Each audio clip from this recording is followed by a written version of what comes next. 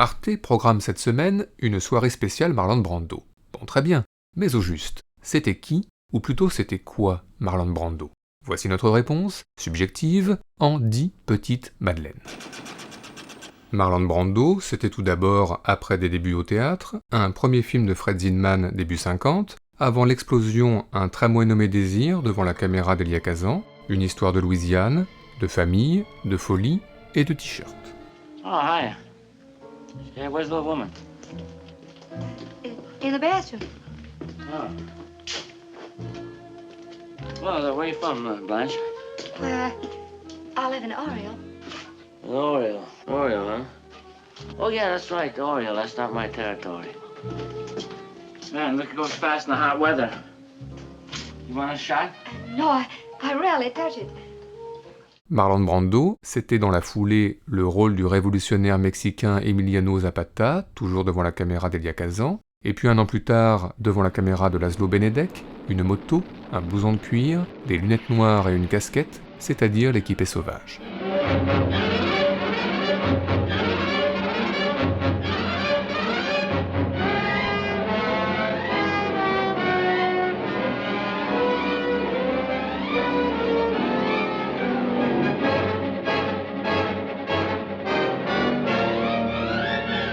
Marlon Brando, c'était ensuite Marc-Antoine chez Joseph Mankiewicz, puis Napoléon chez Henri Coster, ce qui vaut bien un petit extrait. I have nothing in common with those other friends of yours. Et enfin, toujours à la même période, les retrouvailles avec Elia Kazan pour Sur les quais, le port de New York, Brando et son blouson à carreaux, Brando et ses pigeons, et Brando enfin, rebelle avec une cause. Hey, Friendly! John Friendly, come out of there! Friendly! Come on out of there! Marlon Brando, c'était ensuite, dans la deuxième partie des années 50, un homme à la peau de serpent chez Sidney Lumet, mais aussi un officier allemand chez Edouard Dmytryk, et puis dans La Petite Maison de thé, un impayable interprète japonais, du coup un extrait. Tutti frutti. Most generous gift for American Sergeant. Et enfin à la même période, la comédie musicale Blanche Colombe et Vilain Messieurs, où Brando se lance notamment dans un mambo endiablé.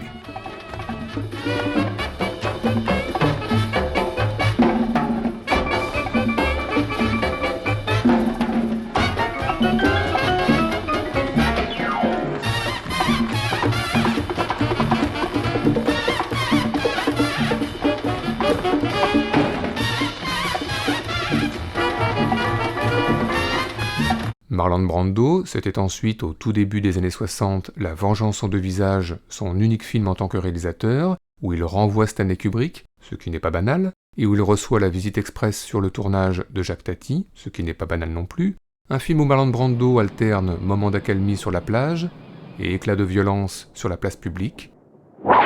Et puis un an plus tard, Les Révoltés du Bounty de Lewis Milestone, un film où Brando alterne là aussi moments d'accalmie sur une île paradisiaque,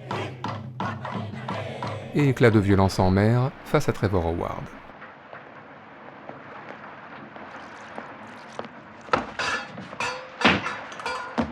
You bloody bastard!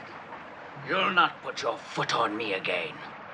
Marlon Brando, c'était ensuite au milieu des années 60 La Comtesse de Hong Kong, le dernier film de Chaplin, et puis à la même période Reflet dans un œil d'or de John Huston, Brando qui ne ressent pas grand-chose pour Elizabeth Taylor, et qui ressent beaucoup plus pour Robert Forster, Brando qui frappe son cheval, puis qui se fait frapper par Elizabeth Taylor,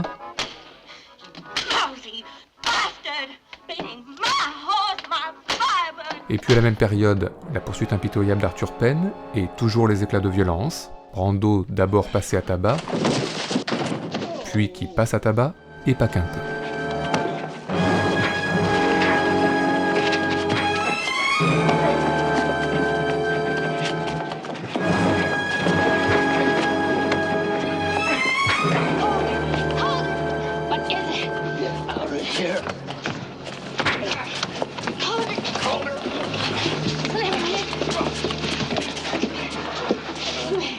Marlon Brando, c'était ensuite au carrefour des années 70 Quemada de Gilles Pontecorvo, puis La nuit du lendemain où il campe un psychopathe blond, puis Le Corrupteur de Michael Winner, où il incarne le valet Peter Quint, adepte du sadomasochisme, ce qui mérite bien un petit extrait.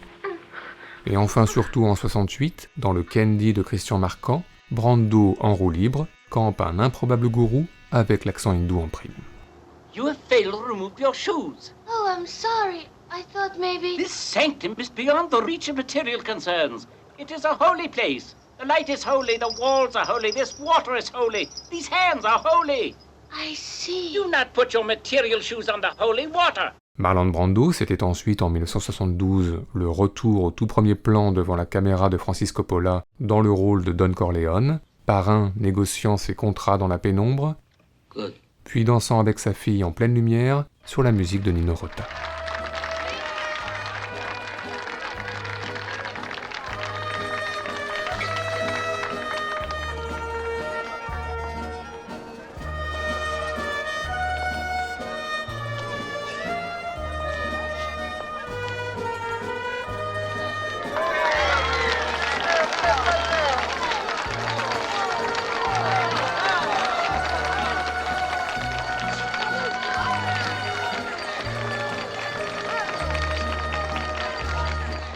Marlon Brando, c'était ensuite, dans les années 70 et dans le désordre, le Superman de Richard Donner, où il est Jor-El, tout de blanc vêtu, puis Apocalypse Now, où il est un colonel Kurtz nettement plus sombre, puis Le Dernier Tango de Bertolucci, où il est un Américain perdu sur le pont Bir Hakeim à Paris, et enfin le Missouri Bricks d'Arthur Penn, où il est un cow-boy aux apparitions pour le moins fantasques. Lee Clayton. Oh my God, you gave me a scare. All I could see was your horse. Well, that was all you were meant to see. Is the owner about? Who, may I say, is calling? Lee Clayton. I just said that. Enfin, Marlon Brando, c'était dans les années 80 et 90 des apparitions encore plus sporadiques, un avocat luttant contre l'apartheid chez Eusanne Palsy, une comédie où il se parodie en parrain aux côtés de Matthew Broderick, et puis dans The Brave, un face-à-face furtif avec Johnny Depp, dans The Score, un face-à-face tout aussi furtif avec Robert De Niro, et enfin dans le clip You Rock My World, un face-à-face encore plus furtif avec Michael Jackson. Bing bang. Enfin, fin 90, Brando, ne l'oublions pas, a été de l'expérience L'île du Docteur Moreau, un tournage catastrophe, un film du coup en partie improvisé, où Brando, plus que jamais en roue libre, s'offre une impayable apparition, puis il arbore un chapeau tout à fait impossible, et enfin il improvise un duo au piano avec un monstre nain encore plus improbable.